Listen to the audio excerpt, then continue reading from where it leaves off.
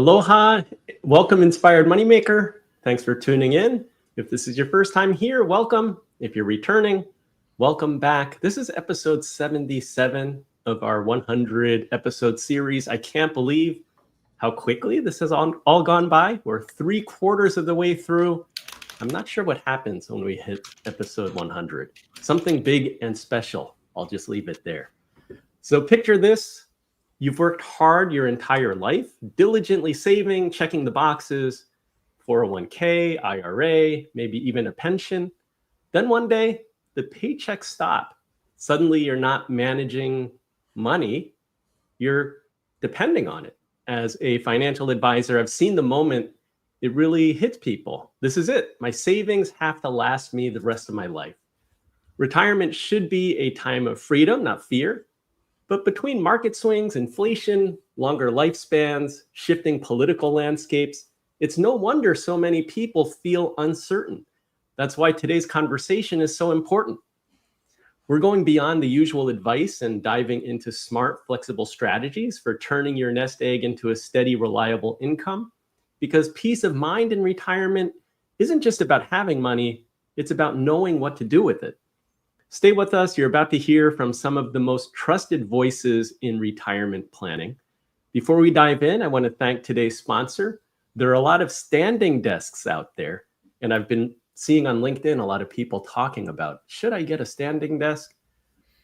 This is one of the things that I never thought that I needed, but I got one that I call the Range Rover of standing desks. I found that the longer that I sat researching stocks, editing videos, and working on this podcast, the more I noticed I was slouching and compensating for lower back discomfort. I have a compressed disc. Eventually, it started affecting my energy and my focus. So I went deep into research, discovered the Ergonomist company. It's a Canadian brand people absolutely love. I picked up their Sway desk, which has a beautiful, solid white oak top. And it's easily my best purchase of 2025. It's beautiful, it's rock solid, it's functional. One of these days, I'll make a video for this part of the show where you can see me, raising it and lowering it. But it's got a quiet dual motor. It can lift up to 360 pounds. You can save sit and stand positions for up to 4 users. The cable management, something that I never thought I'd get so excited about, is fantastic. And mine even has a mounted power strip with 9 plugs hidden underneath. So now I stand most mornings and sit in the afternoons. My posture is improving. Ergonomist is a certified B Corp that uses sustainably sourced wood and donates part of its profits to the David Suzuki Foundation. If you're ready to upgrade your workspace, visit inspiredmoney.fm/standing desk. That's my affiliate link. If you make a purchase, I may earn a commission at no extra cost to you. It helps to support Inspired Money. Now, before we get into retirement income strategies, I want to introduce you to the incredible panel of experts joining us. These are the voices you want to hear from, whether you're decades from retirement or right on the cusp of it.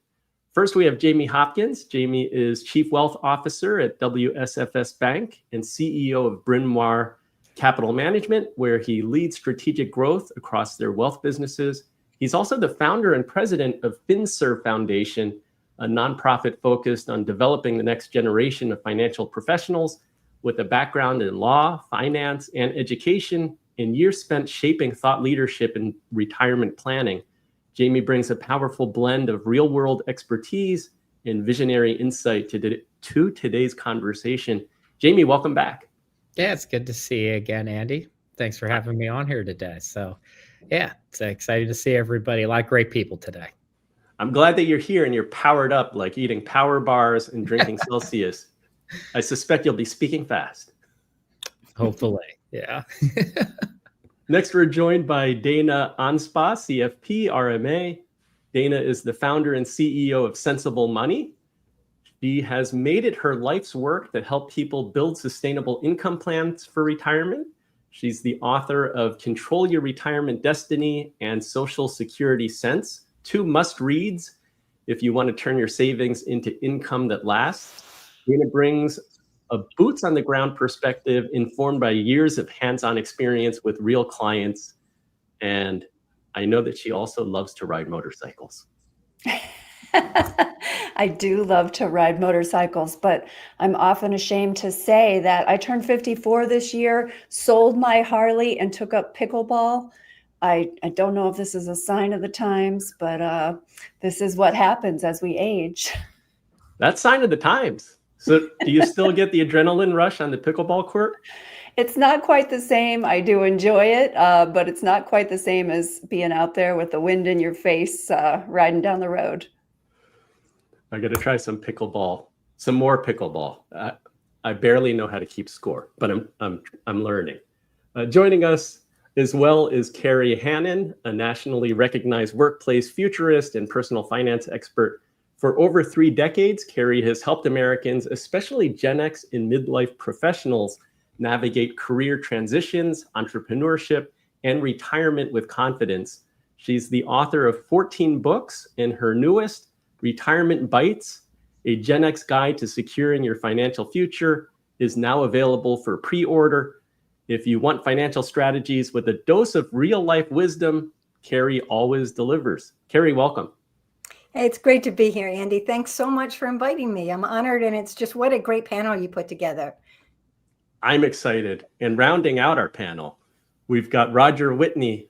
I have not counted, Roger, how many times you've been on Inspired Money, but you're up there. You might be leading. Good or bad? I don't know. Time will tell. We'll see what happens by episode 100. Roger is better known as the retirement answer man with over 27 years as a certified financial planner. Roger is the author of Rock Retirement and the creator of the Rock Retirement Club. His podcast has over 8 million downloads, and for good reason. Roger is a master at helping people turn anxiety about retirement into actionable plans. And he has a real gift for making the complex feel approachable. Always fun and entertaining. I always like watching your YouTube channel, Roger. Well, I also want to say, just to start off, I am a little disappointed in Dana. I love Dana. Because I sold my motorcycle. Exactly. I like two-wheeled vehicles. I ride a mountain bike, and I'm here in Colorado at the moment, and I'm not going to turn it in. I understand the risks, but the wind in my hair is just so awesome. You know, it's truthfully not about risk. It's around time and energy. So you only have so much of that. And I had to really think about, how many hobbies at a time can I have? And that was one that I needed to back burner. I may pick it back up. It wasn't a forever decision. So for me, it was less about risk and more really. Okay, I feel better about that then. Good. Roger, you got to slow down. You're riding too fast. You've lost your hair. So with this kind of lineup, I don't know. We've got the humor and retirement, a serious conversation. You are in for an informative, inspiring conversation. Let's get right into it with segment 1. The traditional three-legged stool of retirement, Social Security, pensions, and personal savings has evolved. With longer lifespans and market volatility, retirees must diversify income sources to ensure stability. Asset allocation balances growth, stability, and income. Stocks provide long-term appreciation, while bonds offer steady returns. Real estate and REITs generate passive income, and annuities can provide guaranteed payments. Alternative investments can further diversify risk.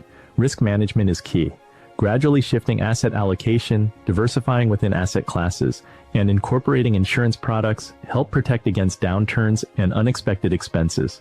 A diversified retirement plan includes growth investments to combat inflation, stable assets for security, and multiple income streams. Regular reviews ensure alignment with evolving financial needs. Combining traditional and modern approaches strengthens financial resilience, offering peace of mind throughout retirement.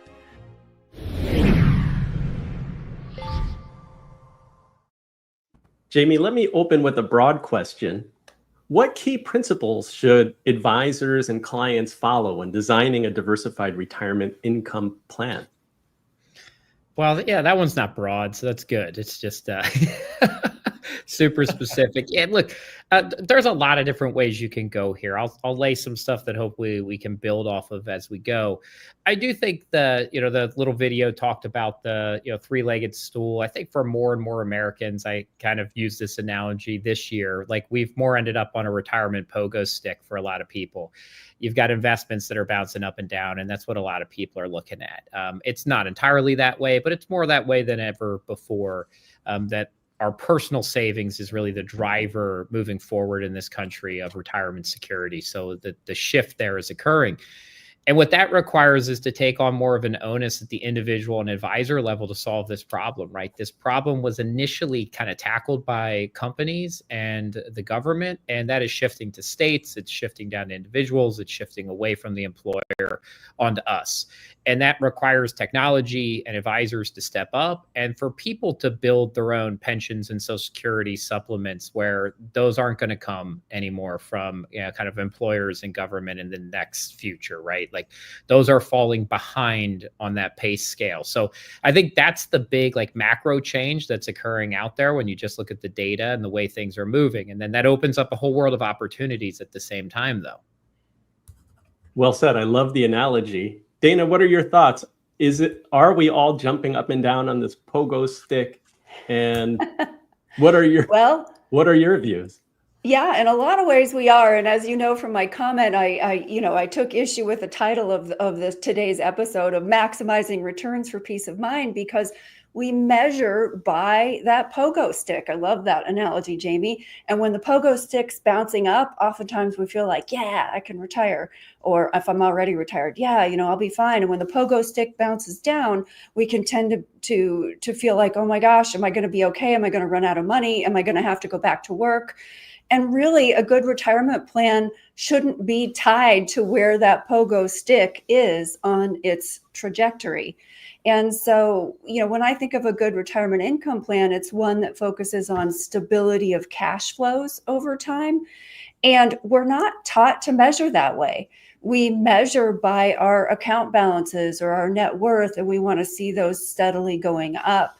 And in retirement, that's not the right metric. There are different ways to measure how much cash flow we'll have, if it can keep pace with inflation, and how long it's expected to last. And I think we really have to shift to teaching people to look at it differently when they enter that phase.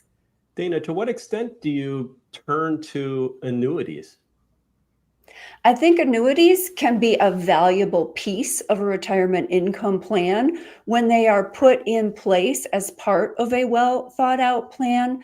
They do something different than any other piece of your portfolio other than perhaps Social Security. So when you think of longevity risk, one of the risks we face in retirement is this unknown time horizon. Oftentimes, the way that the markets are reported on, and almost like a sports game, makes us think in terms of maximizing returns or finding the latest hot stock or, growing our portfolio.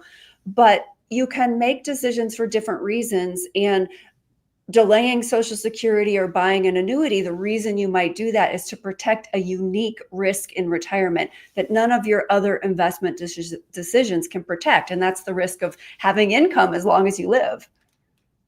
Okay, so interesting. Maybe we need to redefine the game that we're playing. It's not all about watching TV and figuring out, how do I get more touchdowns in my investment portfolio? Kerry, you've written a lot about career transitions in midlife.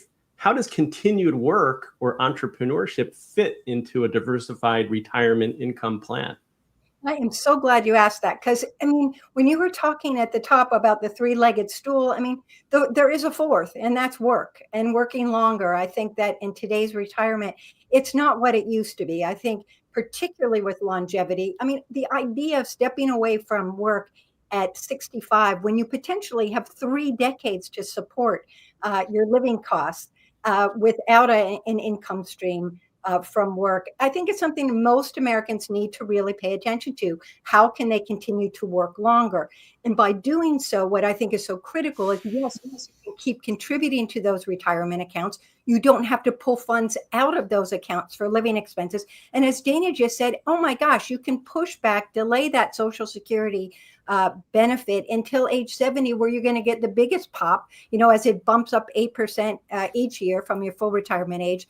And so it's a dramatic way to give yourself some security in retirement if you can stay working longer. And I just think we're going to see more of that as we move forward. And then, in order to work, you need to continue to add value to yourself. So investing in yourself and your skills and that sort of thing, and your talents, where you're going to continue to work, that's going to really involve some thinking ahead. Roger, I'm sure you have a lot to say. I'm kind of curious what frameworks you use to balance some of these issues, like the need for a reliable income with a desire for financial freedom. That is exactly where I think we need to go as practitioners, because the answer of how to build a diversified retirement income plan is actually very simple. It depends. And that's the answer to almost every question that we get up for the show or that a client has. And the reason that it depends is that this is not a macro homogeneous issue. At the end of the day, one person is facing one retirement journey, and they have their own set of financial circumstances, health circumstances, and preferences that they're trying to solve for. And so frameworks, I think, are really the key in thinking through building a retirement income plan. It should start with what you want your life to be. That's your vision. And then counting the resources you have, human capital or social capital of Social Security and pensions and annuities, and your financial capital to see if it's actually feasible. And then your income plan is going to be developed by making it resilient, which is where the real down and dirty work goes. And it's the part that we actually do the least of, I think, in our industry, because it's not specific enough to the individual of exactly how it's going to happen. But I think that framework in that order will help you get to the one that is the right match for you. And that might include annuities. It might not. It might include work. It might not. I want to circle back to Jamie, since he can wear a legal hat, he can wear his advisor hat. How do you recommend clients weigh guaranteed income products like annuities against market-based investments? Yeah, it's a good way to phrase it. So it's funny because when Roger mentions, right, it's not this homogeneous, massive thing, but I always think in both parts, right? Like, I was an attorney by trade, so I think about policy and big picture too. At the same time, though, you always get down to this individual level. What I think when I look at the annuity and fixed income and guaranteed income world, though, I always think there's a disservice done when we just say annuities, because honestly, like, it's one of the challenges, like, no two annuities look alike. And whether we're talking about a fixed annuity or a variable annuity, then how the annuity is being used. And that's typically the area you have to get to with a client when they come in and say, we have an annuity. Well, what is the purpose of that asset for your retirement? I'm a big fan of starting a lot of times we're dealing with people who have already accumulated different assets or income sources. And then you're trying to piece them together, figure out if there's better things to get. So if they have a 401k and investments, you're trying to figure out, is that the right mix of products and services and strategies, or do we need to move some of that around? So you always kind of start with some bucket of things. And I do think putting a purpose to them is really important. So is that annuity for lifetime income, like Dana talked about? However, if you look at the annuity world, it's not the number one use of annuities. It's like, we talk about that a lot, but just fundamentally, that's actually a really small percentage of the annuity world. Most people use annuities more as like a CD or bond diversifier, so that they'll have, swapping out bonds or CDs for 2 to 3 years of fixed income. That's the driver right now in the annuity world. The second big driver is actually to have kind of some downside protection, the RILA space. So these indexed annuities with like an S&P, so they're kind of trading off some top end for some bottom protection.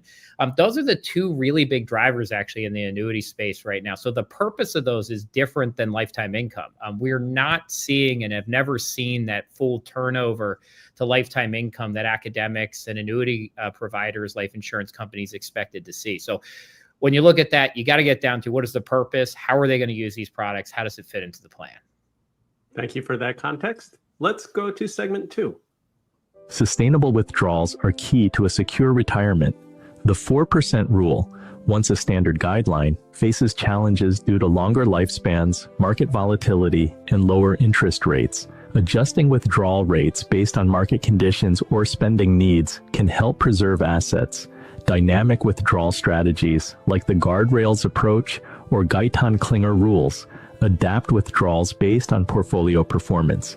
The bucket strategy separates funds into short-term cash reserves, mid-term conservative investments, and long-term growth assets to balance stability and income. Tax-efficient withdrawals reduce liabilities by prioritizing taxable accounts before tapping tax-deferred and tax-free funds. Managing required minimum distributions ensures compliance while minimizing tax impact. A structured withdrawal plan helps retirees balance spending and portfolio longevity. Using strategies that adjust to economic conditions and personal needs ensures financial security throughout retirement.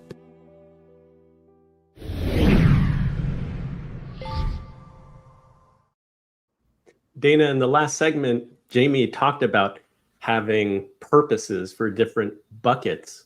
What do you think about the bucket strategy? Is it a powerful tool for retirement withdrawals? I think it's a powerful framing tool.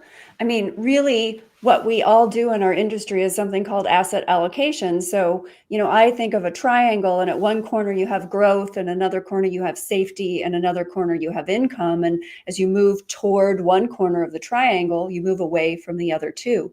And whether it's a bucket strategy or asset allocation, you're trying to decide, how do I spread my funds across these 3 different corners? What's the right balance between safety, income, and growth?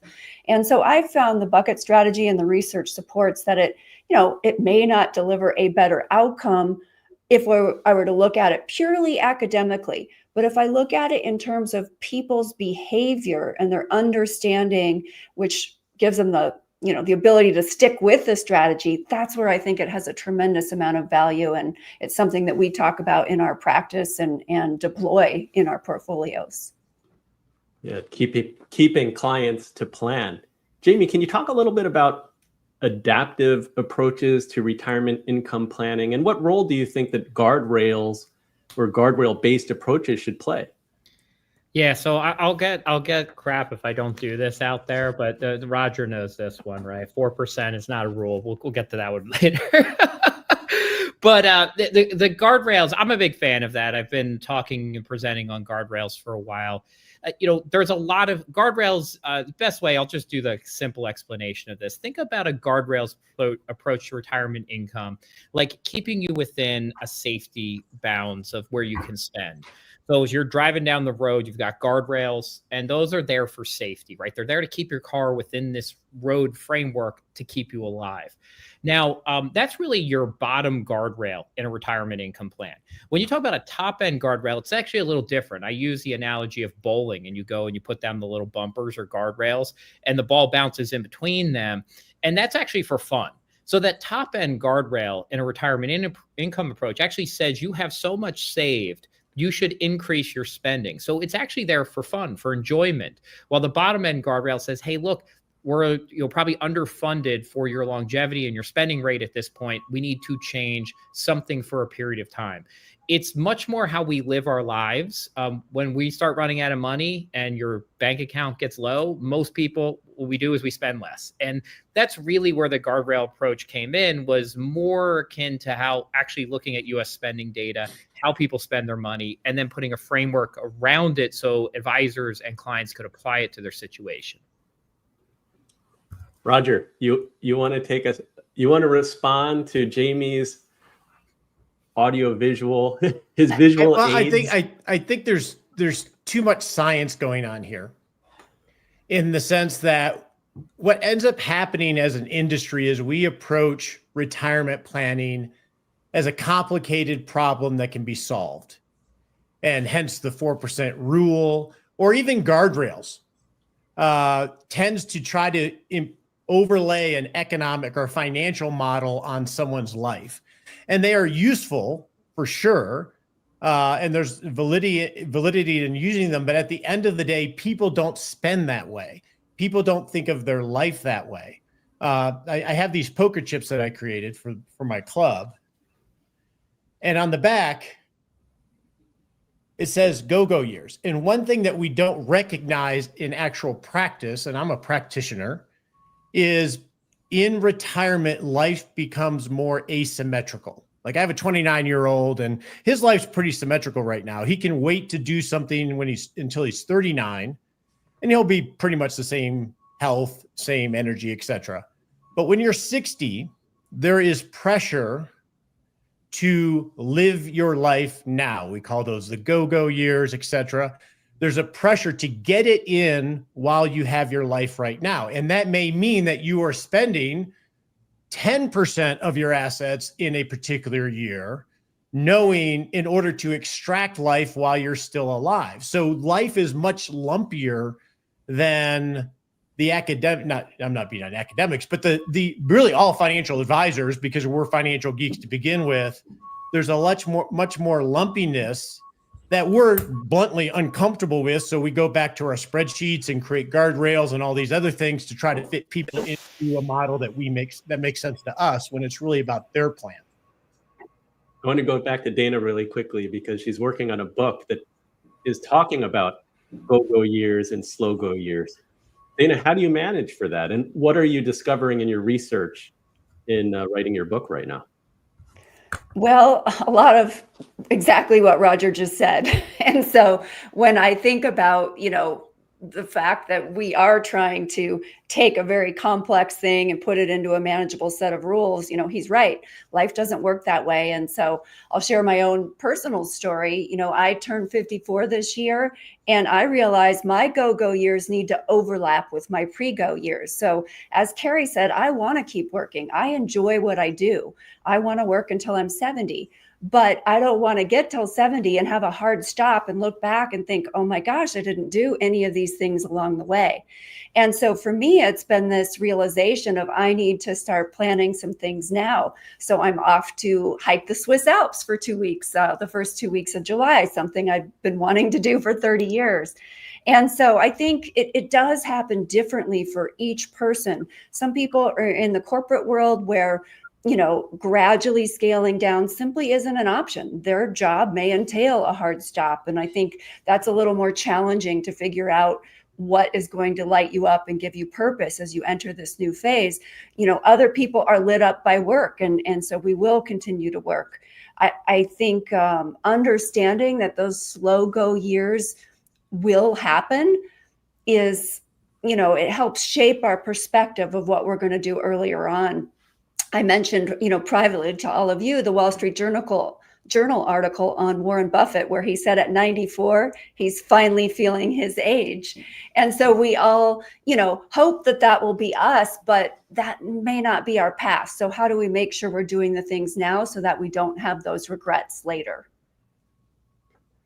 Kerry, the lines are blurring, right? It's not just black and white, pre-go years, go-go years, and then you have your slow go years.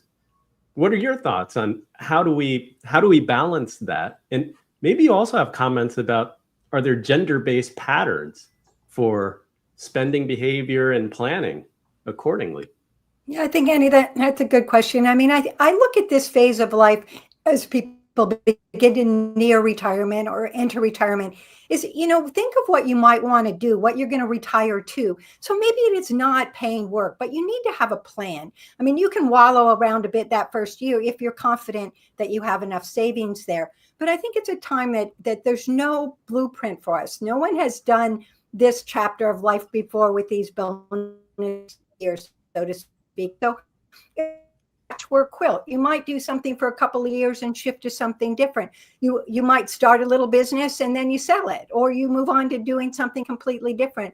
So it really is, as we heard before, it's lumpy, right? I think that's what Roger was. I love that term because for everybody, it's going to be different. What's going to turn you on? What But this is your time to take control of your life. It's not prescribed about this is what retirement looks like. It does not look that way anymore. Somebody at 60 has much more vitality than perhaps our parents did at this age. I'm not saying everyone does, but it certainly is a generation that is ready to continue to contribute and give back and have impact. So I think your financial security is imperative. I mean, you need to sit down with an advisor and think what is it I have? What do I have to work with?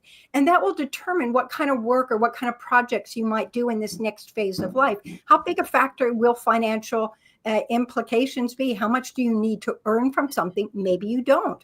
And so I think it's just important that people open themselves up to possibilities at this point. I mean, there's so many things that, I wrote a book called What's Next? Follow Your Passion and Find Your Dream Job. And I spent 3.5 years traveling around the country, meeting people who did something for about 30 years or so, or 25, 30 years, and shifted to something completely different. And I didn't want to do exactly what they had done, but I was so inspired by these individuals.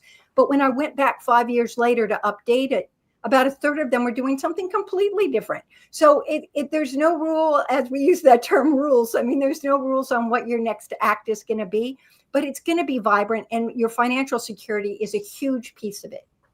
One interesting part related to that, Andy, is when we survey podcast listeners and club members and we ask them what they mean by the word retirement. I think retirement's actually a really horrible word. We just can't come up with anything. It's almost taboo when someone is engaged in life, and it's too much work to try to put another word into the nomenclature. But when I ask them what they actually mean by that word, they never really say absence of work. What they say is they want time freedom. They want control of their time. They want to have more agency in the things they do and how they do it. And I think that's important because a lot of times someone's going to approach retirement thinking of it as a binary. I'm either working or I'm retired. And when we think of retired, we think of our grandparents. And that might cause them not to do it, or to what Kerry was referring to of sometimes you do need to know what you're retiring to. And we've often preached that.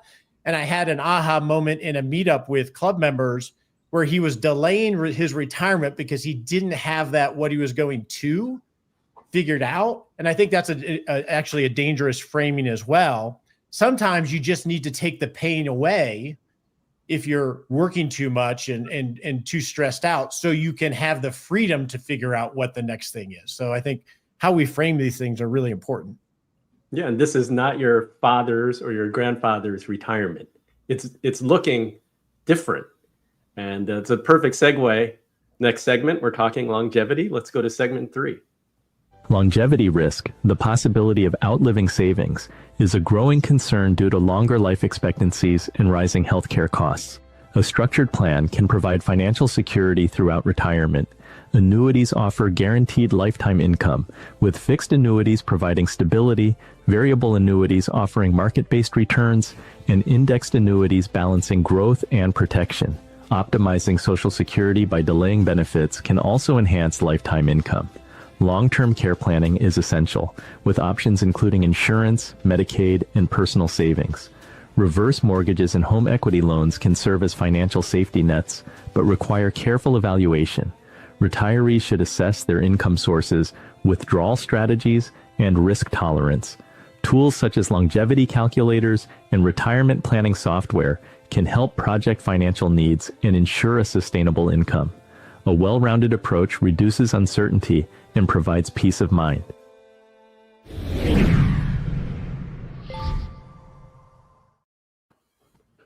So Roger, I've heard you talk about retirement isn't a math problem, it's a life problem. How do you help clients to emotionally prepare for the possibility of living 30, 40 plus years in retirement?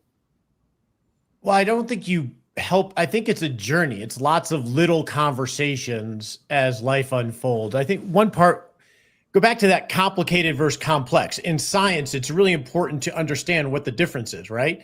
If it's complicated, it can be solved. If it's complex, it can only be managed. And when we're talking about retirement planning, income planning, longevity planning, it is something that can only be managed because we don't know how long we're going to live. We don't know what the quality of our life is going to be. So this is part of, I think, the little conversations that you have on a consistent basis to constantly make little adjustments to your income plan and your health and what you do during the life. I think that's the best way to approach it, because even if we teach it and we conceptually get it, we don't really get it because we have a hard time thinking about our future selves.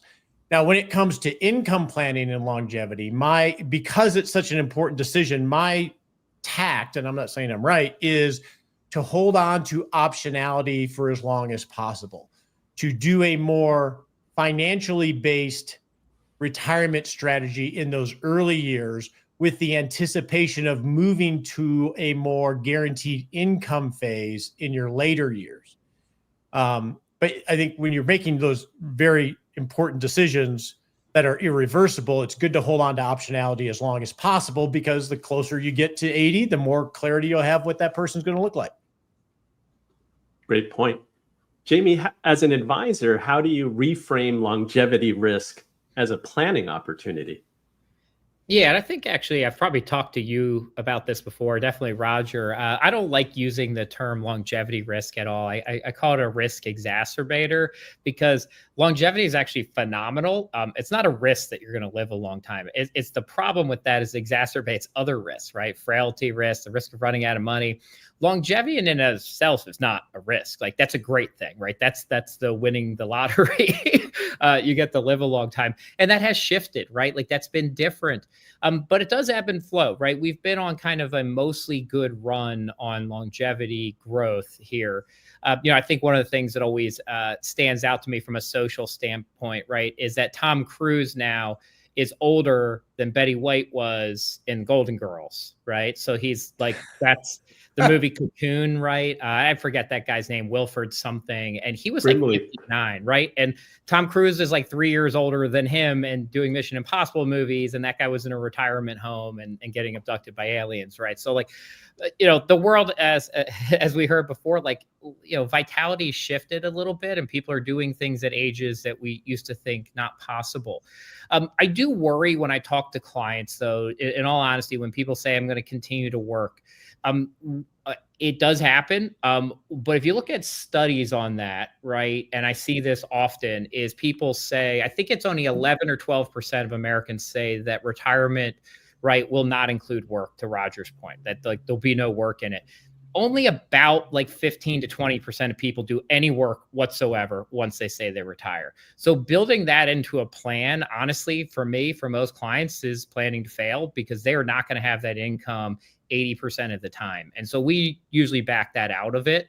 It is a great thing if you can do it, meaning income sources. If you can push retirement off 6 months, has a huge impact. So usually we focus more on that side, to be honest, is like, should you stop saving? That's a technique we use sometimes. 2 to 3 years before retirement, saving 15 grand a year has almost no impact on the sustainability of that portfolio. So take that money, spend it, go on 3 more vacations a year, go to the Alps like Dana's doing, and work 6 months longer. That's going to have a much more meaningful impact to your future, your happiness, than saving an extra 15 grand a year for 3 years. And so that's one that I'd say is different than a lot of people do, that I've actually put into place now at both of my last 2 firms. I like that balance of actually living versus fearing and try to be like, I'm just going to work. I'm going to work longer and I'm going to save every penny because I'm worried about what the future holds. Dana, how do you help clients prepare for cognitive decline as part of income planning? That is one of the most challenging things. I don't know, how you can help people prepare for it other than to raise the level of awareness. To talk about this in the slow go phase of the book I'm writing, I did some of my own research and learned that on average, the brain shrinks about 5% a year each, not 5% a year, 5% per decade. Let me clarify that, 5% per decade, starting when we turn 40. And so the part of the brain that's most impacted is also the part of the brain that typically governs our self-awareness, which is why when you see cognitive decline begin, people are often unaware that their behaviors have changed. And so some of the experts that I've talked to have, suggested things like having a trusted advocate that can help pay attention to your behaviors, asking, if you're dealing with an elderly parent, for example, asking them, how did they handle their parents when they reached that phase? How do you recognize if you are beginning to pay bills no longer on time? Or if you're having difficulty understanding maybe the insurance renewals that are coming up on your home. So there's things like that that get more challenging, and we may not recognize those challenges. And so I think it's so important, I'm obviously a big advocate of having a financial advisor or a trusted financial advocate as you go through this phase, because they're going to be able to identify things. And if that relationship is in place, you're going to have some trust there to believe them and let them guide you through that process. Some of us feel like our brains are shrinking faster than others. I want to ask Kerry, since you have this new book coming out, love the title, Retirement Bites. How can Gen X catch up if they feel like they're behind in their planning for a longer retirement? Well, yeah, Andy, that's a good question. I think that there is hope. There's definitely, the first Gen Xer turned 60 this year. So that's sort of amazing. But it's this generation that has gone through a lot of ups and downs and recessions and so forth. And 401ks were just getting started when they entered the workforce. So nobody quite understood how those worked. But there is still time. And as Rod, as we were just talking about, if someone can work just a little bit longer, if they don't want to have an encore career, fine. But if they can, stave off having to step away just a few more years and can keep socking money away, there is power in being able to do that. And I think this whole thing, that it comes down to one piece that you sort of alluded to here with Dana, is this medical thing. Because I just did a column last week for Yahoo Finance on the rising senior debt crisis, medical debt crisis. And it is amazing. I mean, this is a huge factor in many people because they think Medicare is going to cover everything for them. And in fact, it does not. And there's just significant out-of-pocket costs. And I know both of my parents had dementia. I know what we spent for them to be in memory care units, have in-house care. I mean, it's astronomical what you can end up. I have a friend now who her husband has Parkinson's and she's had to put him in a memory care unit, and it's $22,000 a month. Now, this is something financial advisors can help you prepare for a healthcare plan so that your portfolio and you're financially set to understand not everyone's going to have these medical crises, but it can happen in a blink of an eye. And all of a sudden, everything you've saved and worked hard for is gone because of the healthcare crisis. So I do think this is an important piece of the retirement planning, that somebody at Gen X, they have time to start, okay, I'm going to make sure I carve out just this cushion to be sure that I'm going to be able to go through and plan to work a bit longer if you can possibly do that. And I love the idea of entrepreneurship because that gives you that, autonomy, the ability to work on your schedule, to do something you absolutely love to do, something you may have put off for years doing. And you don't have to have bricks and mortar. You can do this at home. You can do it virtually. And it's not a huge expense to get up to speed on something and get rolling and at least bring in some income from something you love to do. One thing, Andy, related to the question about what do you do if you're behind? And we were talking about this, I think, off air, and Dana made the point how important it is to talk to people that are in their 80s or even their 90s. We recently had Charles Ellis on the show, and his life wisdom was even more important than his investing wisdom. But one thing that I have learned or observed, and that's very not talked about near as much, I think, as it could be, is design a life that doesn't cost that much. When I think of the cohort of people that I know, increase in spending does not create more happiness in retirement. I know we've had Retirement Plan Live case studies where they're spending like $30,000 a year and they're the happiest people in the world. And I know people that are spending $200,000 a year, they're constrained and they're not happy. If you design a life that fulfills you, that doesn't have to cost a lot of money, that's a huge lever if you feel like you're behind the 8 ball, because ultimately happy isn't going to come from the amount that you spend every year. Great perspective. Hey, Let's Andy, Yeah, go ahead. can I add one thing to that? Just what Roger was saying. There was a Gallup study that came out recently that showed that, people before their retirement are fearful of not having saved enough and what's it going to be like. And then when they went back and followed these people when they were in retirement, they had done just what Roger said. They had adjusted to whatever they're spending. They were far happier than everyone they had ever imagined they would be. And they weren't as concerned about money as the pre-retirement phase when they're freaking out about not, running out of money. But once they get there, you make adjustments. You live a simpler life if you need to. Yeah, and I will plug the previous episode that Dana was on. She made the point that so many retirees fear running out of money going into it, but in her experience, so many actually have a surplus of savings and find that, they can actually relax, breathe, and make an adjustment to spend a little bit more. So let's go to segment 4. Financial anxiety in retirement is common, driven by concerns about outliving savings, unexpected expenses, and market downturns. A structured plan helps reduce stress and maintain financial confidence. Tracking expenses, distinguishing between essential and discretionary spending, and adjusting budgets during downturns can create a more predictable income flow. Awareness of cognitive biases, such as loss aversion and overconfidence, prevents emotional decision-making and costly mistakes. Seeking objective advice from a financial planner or using online tools can provide reassurance. Beyond finances, a fulfilling retirement involves lifestyle design. Purpose-driven activities like volunteering, hobbies, and travel contribute to well-being. Strong social connections also play a role in financial and emotional stability.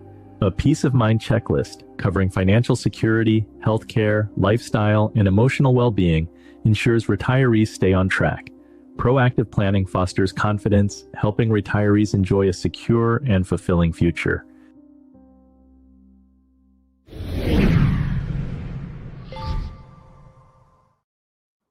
So Dana, you objected a little bit to the title of this episode, Maximizing Returns. What role do you see for financial planning tools or even behavioral coaching in helping clients to reduce retirement anxiety? I would say the number one thing that we hear after an annual review with a client, let's say we've been building their plan and working together for a while, is, wow, I feel so much better after we meet. And particularly with everything in the news right now, I would say at the beginning of this year, probably 40% of our client base would have made emotional decisions with their money, if not for a sound guiding voice reminding them of perspective, reminding them of the long-term plan, and having that counsel. This is where I do think the math comes into play. We're managing the complexity. I love that description. Having someone on your side that can help with that brings back reason. It reduces anxiety. It brings peace of mind. And that is one of the key roles that an advisor plays. Yeah, that's a win for sensible money. Jamie, what cognitive biases are the most damaging in retirement planning? And since you spoke about an adaptive approach, how does a client maintain discipline? Yes, I'll kind of answer this question. So I think one of the things, I got the opportunity to interview President Bush a couple years back, and it was 2021, and the world was kind of trying to figure out where it was going. And I remember asking him, kind of how does he think America is going to play out? And he said, we're going to be fine because we have some of the most adaptable and resilient people on the planet. Reality is, markets, economy, all those things have actually done really well since that time period, right? We've continued to move forward. I think that's true. When you look at retirees, there's a lot of fear heading into it. And then when you look at people who do become disenfranchised or upset in retirement, it is mostly connected to lack of meaning and like connection to people, right? Their communities diminish, they move away from them, they don't get the connection from work. It's less so about the financial aspect. People adapt, they figure it out in retirement. As to Roger said, you probably have more control over cutting your expenses and lifestyle. You can't just generate an extra $1 million or more income. It's actually really hard to do at that point, but you can change your life around a bit. The thing that I worry about most today, kind of two things. I think that fraud in, looking at, AI videos, all of that is going to become rampant. I mean, it's the biggest concern out there if you talk to, government, the Fed, any of those agencies, because it's getting really complicated. I think that's going to be a huge fear generator in the next couple of years for our senior Americans that are less technologically savvy. And it's a big concern. I think the other thing is, while misinformation has always been out there, I saw last year, I think it was 80% of Americans thought the stock market was down at the end of the year, right? Like it's wildly inaccurate. I think the other part was I saw recently most Americans are worried about the violence in the country right now. America, from like a violent crime standpoint, break-ins, burglaries, assaults, is like we're about the safest we've ever been since this country was founded. It does not feel that way to people, but like the world's about as safe as it's ever been. It does not feel that way when you check into the news at all, because we see these things occurring that we used to not see occurring. But like the reality is, like, those things are vastly different than what we think is going on in the world today, right? And I think that's a challenge for people moving forward. When you have more time on your hand, you sit and you watch the news, you become fearful and disenfranchised, and you can spend most of your day right on your phone and your computer nowadays. We have the least amount of people with like 3 close friends at any point in history. Those are the things that like I worry about when it comes to retirement. I don't see the savings or spending financial crisis that people talk about. I think we'll be okay there. Kerry, can you share a story of someone who found purpose in retirement that positively impacted their financial well-being too? Well, I will say there are so many of them, Andy. But one thing I'll just quickly say, loneliness is a huge issue that we need to pay attention to for the aging population. But for example, John Covington is a gentleman who, when he retired, he did take mandatory retirement from the Navy, and he was a captain and so forth. And Don had been, stationed all over the world, and he actually could have gone on to be a commercial pilot, work for the Defense Department in some way. But what Don did is he ran away with the circus. And the thing is, Don absolutely loved the circus ever since he was a little kid. He'd go to the circus in Baltimore with his dad and so forth. And everywhere he was deployed, he would find a circus. He got circus magazines. So when he took that retirement, Don went and joined the Big Apple Circus as the company manager. And he managed this troupe of people up and down the East Coast. It was a nonprofit. And I'm like, Don, what does the military and the circus, how does this relate at all? And he goes, Kerry, they are very similar. And he said it was just because he redeployed his skills. And so what that is all of his project management, leadership skills. And that's really what happens, is you're able to take the things that you did and shift it into a new direction. And he only worked part of the year doing this. His wife was a nurse. She became the wardrobe director for the troop. And, it was a brilliant period in his life, and it was a retirement that he was giving back, but he was also enriched himself like a kid under the big top. Love it. Love it. Can we take a moment and just congratulate Kerry? You stayed on that story, and your wonderful puppy wanted some attention. It's my sister's Rhodesian Ridgeback, who I'm taking care of for a month. And I've been there, but she burst into the room, and then she was like out of control. Yeah, kudos for staying on track with the story. I wasn't sure if the dog was objecting to the circus or needs to go out for a walk. I think she's bored. I think she's just bored. She misses her mom, probably. She definitely. Loneliness. Loneliness, exactly. Thanks for Roger. your patience. Roger, you help your clients design an ideal week in retirement. How does that exercise improve both their financial and emotional outcomes? So I've been married 35 years in October. And one thing I've found is that you have to tell your spouse that you care about them and demonstrate it consistently. You can't just do it at the altar and think that they get it. And retirement planning is very much the same way. You have to continually rebuild what I call, it's cheesy, but it's the campfire of confidence. And that's the experience that Dana's client had. And having clarity on what you're going to do week by week, or literally exactly how you're going to create your paycheck over the next few years brings confidence. And so how do you build that ideal week when you're thinking about it? It gives some structure or scaffolding so you're not just waking up and wondering what the heck is going to happen. And I believe confidence to lean into your life is really what a good retirement plan or retirement planner does. And we just happen to do it with financial planning and some non-financial planning. So I think that clarity is really important. It's important on the week, but it's also important on the year and the next 5 years, because that's how you're going to have enough confidence to actually show up for your life. Confidence. I love it. And I want to take the opportunity to thank both Jamie and Kerry in case they have to drop off as we approach the top of the hour. We're going to go straight into segment 5 now. A retirement plan isn't static. It must evolve to keep pace with inflation, market shifts, and personal circumstances. Inflation can erode purchasing power, making it important to invest in inflation-protected securities, dividend stocks, and real assets.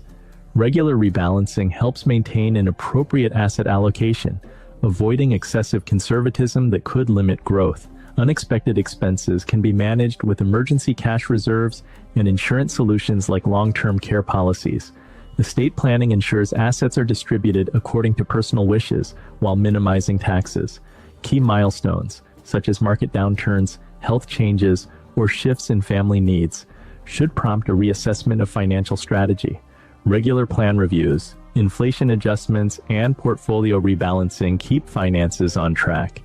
A structured roadmap helps retirees stay financially secure, adapt to change, and maintain peace of mind throughout retirement.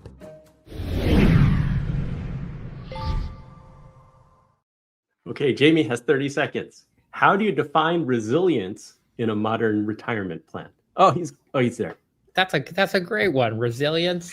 So I talk about resilience like grit, right? It's the ability to go through the bumps and hurdles throughout retirement when things aren't going exactly what you want, how you want them to do, but to get back towards it with purpose. So it's not just like what they say, just get back on the horse and keep riding. That's actually stupid, right? You have to have a purpose to get back on the horse, right? So, where are you going and why? And I think that's the most important part, right? Start with your why, and then everything else will work out. So that'll be my closing thing for today. That's the most important thing. My kids are my why. I know that every day. So that's why I do everything that I do. But I appreciate it, everyone. Dana, Andy, Roger, and I think Kerry's gone, but thanks, Kerry, too. Have a great day, everyone. Thank you, Jamie. He drops the mic and he's out. Dana, how do you stress test retirement plans, and what scenarios do you model most frequently to help clients stay on track?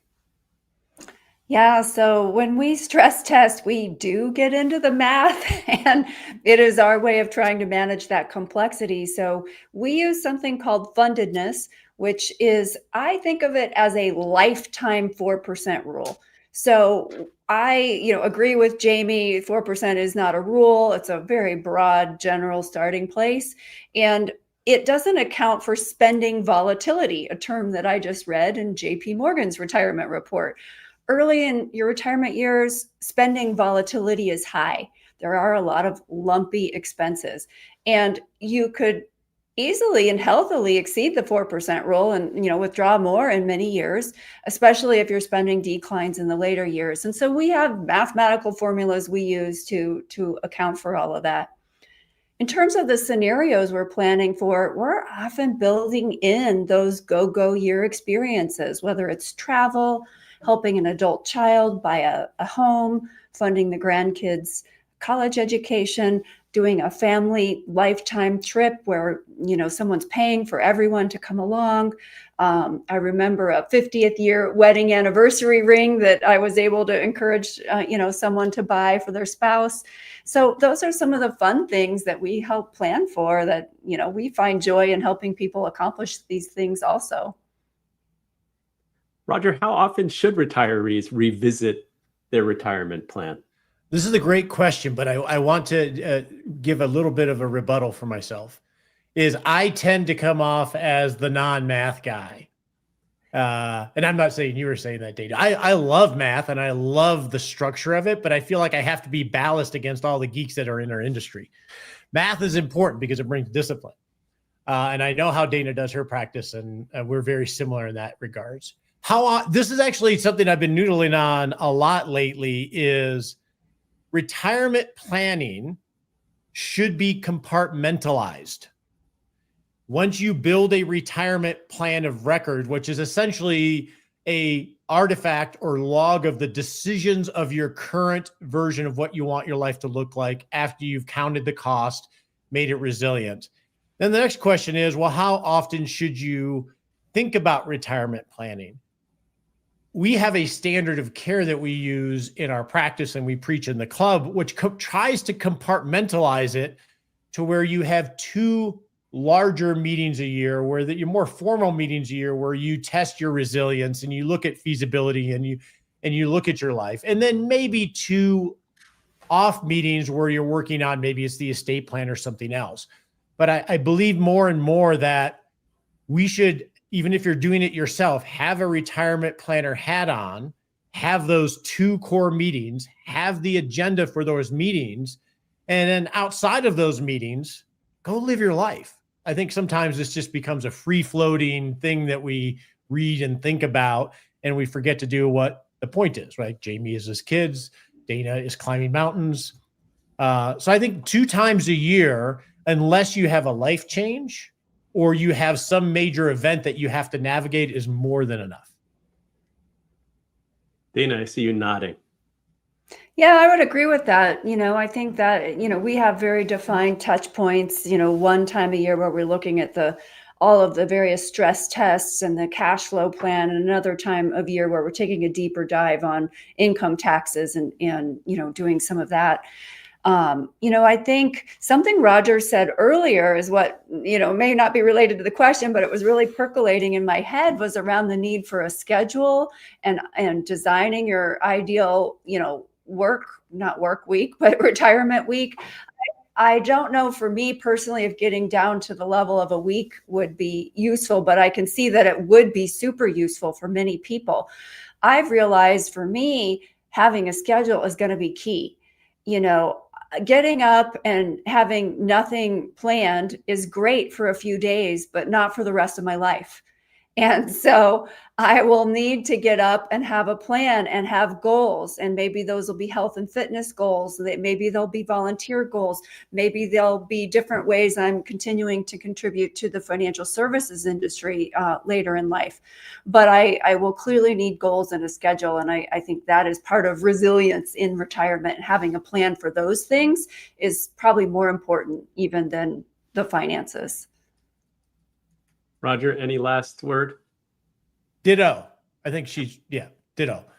I think with a retirement planning standpoint, treat it like a dentist. Like, this is what we do. Even if you're doing it yourself, just go ahead and schedule the meeting 6 months from now and have an agenda and not think about it, because it's about the outcome. And I think that's where Dana and we have similar training and philosophies, I think.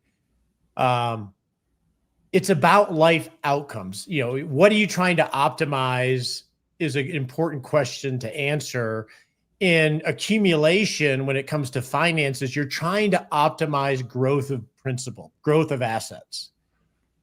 And this is something that I think is underappreciated. In retirement, the whole point of the exercise changes pretty dramatically because we're trying to optimize life outcomes. And I think that's something that we forget because the numbers in investments are so easy to dive into. I just used a term. I started writing for Fritz Gilbert's blog, The Retirement Manifesto, and I just used a term in it called maximizing my life satisfaction value. And I thought, as you get to a certain stage in life, that is really what it's about. What are the decisions I'm going to make? How am I going to use my time, my energy, my finances to maximize my life satisfaction value? You Thank can you for get that. satisfaction. The Rolling Stones are wrong. And Fritz Gilbert, another past guest on Inspired Money. Big fan, early retiree, and he's been navigating his way through retirement. What a powerful conversation this has been. Thank you to all the panelists for sharing their actionable wisdom. One of my favorite takeaways from today is the reminder that retirement is not a finish line. It's a new phase of life that deserves just as much planning, intention, and flexibility as your working years. And there are so many things outside of your control. So to focus on outcomes and embrace the fact that it's not just a snapshot in time, your retirement plan. It really is a living document that's going to be changing with every financial decision, change in the economy, the stock market, or even your own decisions, whether it's making a big trip or buying that 50th anniversary wedding ring. Last week, we talked about money mindset and the importance of awareness. I also like that awareness applies to retirement too. While I don't advocate watching daily price fluctuations, that's going to be very stressful. It pays to set a plan and check in on that plan periodically to track your progress. And we frequently hear the analogy of having a GPS on a road trip, and your retirement plan is like having GPS, so you can anticipate detours, traffic jams, and adjust your route when needed. If you've been feeling uncertain about your own retirement income plan, here's your assignment for the week. Take just 30 minutes to map out your expected sources of income in retirement: pensions, Social Security, savings, investments, and identify any potential gaps. Just getting it down on paper can give you clarity and start pointing you into the right direction to make smarter and more confident decisions. Thank you for tuning into Inspired Money. Keep learning, stay intentional, and as always, be inspired to take action. Inspired Money is created and produced by me, Bradley John Eaglefeather, who is behind the scenes doing the live stream and edited segments. Chad Lawrence does our graphics, animations, and editing. A big thank you to our guests. Before we close, I want to encourage you, our Inspired Moneymaker, to check out our guests and their work. You can find Jamie Hopkins at jamiehopkins.com and bmt.com to learn more. Dana Anspach, her books, Control Your Retirement Destiny and Social Security Sense, are at sensiblemoney.com. Kerry Hannon, you can pre-order her newest book, Retirement Bites, at kerryhannon.com. That's Kerry, Kerry. And Roger Whitney, listen to the Retirement Answer Man podcast. Grab his book, Rock Retirement, at rogerwhitney.com. Roger and Dana, anything else you want to add or plug before we go? No, I love these discussions. Me too. This has been great. Thank you so much, Andy. Thank you both for your time and your generosity. I want to thank everybody for joining us today. Next week, I'm not sure yet what topic we're going to go with. It's going to depend on guest availability and how things come together. Our choices are the power of networking, building meaningful connections for personal and professional growth, or classic car restorations, reviving automotive legends. Very different topics, but I think both we will have a lot of fun with. If you have a preference, leave a comment. I'll let you know on social media how we schedule the next show. That's going to be Wednesday, June 11th at 1 p.m. Eastern. I look forward to seeing you then. Until next time, do something that scares you, because that's where the magic happens. Thanks, everybody.